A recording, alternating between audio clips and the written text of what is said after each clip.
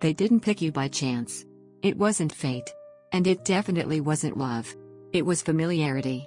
A pattern your nervous system recognized long before your mind understood it.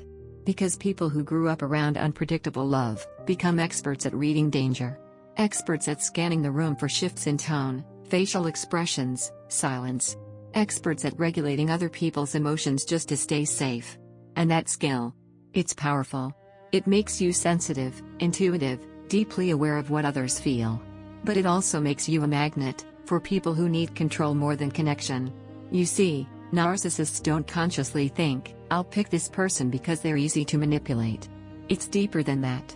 They're drawn to the emotional energy you carry, the empathy, the warmth, the willingness to understand. Because you don't just listen. You feel. You try to fix. You believe that if you can just love someone enough, they'll change. That belief probably started when you were young. When someone you loved, a parent, a caregiver, was emotionally unavailable, unpredictable, or critical. You learned that love wasn't safe. But it was earned. You learned to overfunction, to anticipate, to prove your worth.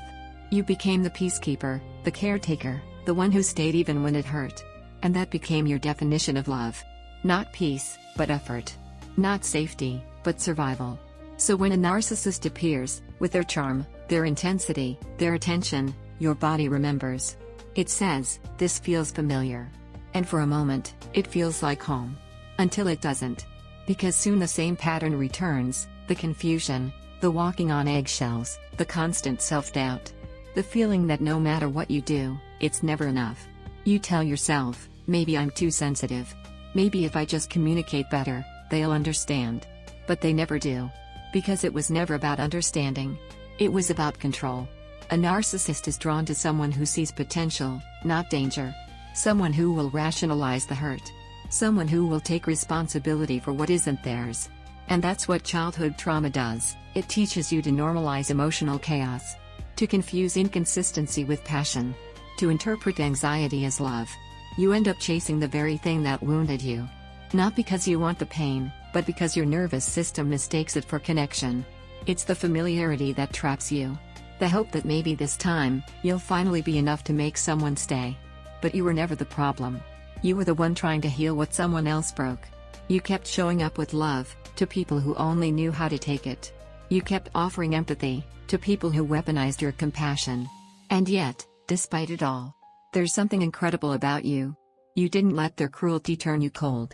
You didn't let the pain erase your softness. You kept your heart open, even when it bled. That's not weakness. That's resilience. But healing requires something different now. It requires unlearning. Reteaching your body that love isn't earned through suffering.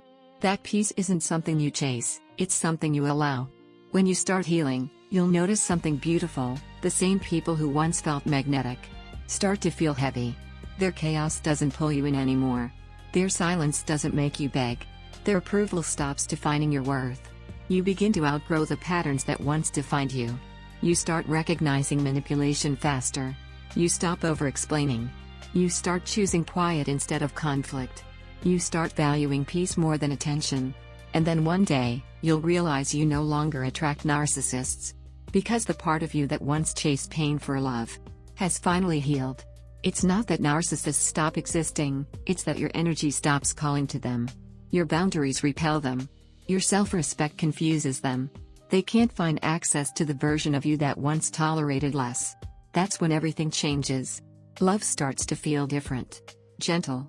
Stable. Kind. You start craving calm over chaos. Consistency over intensity. Peace over performance. And in that stillness, you find yourself again.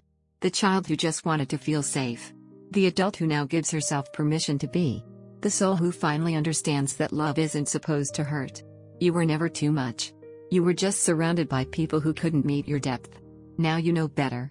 Now you see the pattern. Now you choose differently. And that's the kind of healing no narcissist can touch. So if this message feels personal, it's because it is. It's your reminder that awareness is power.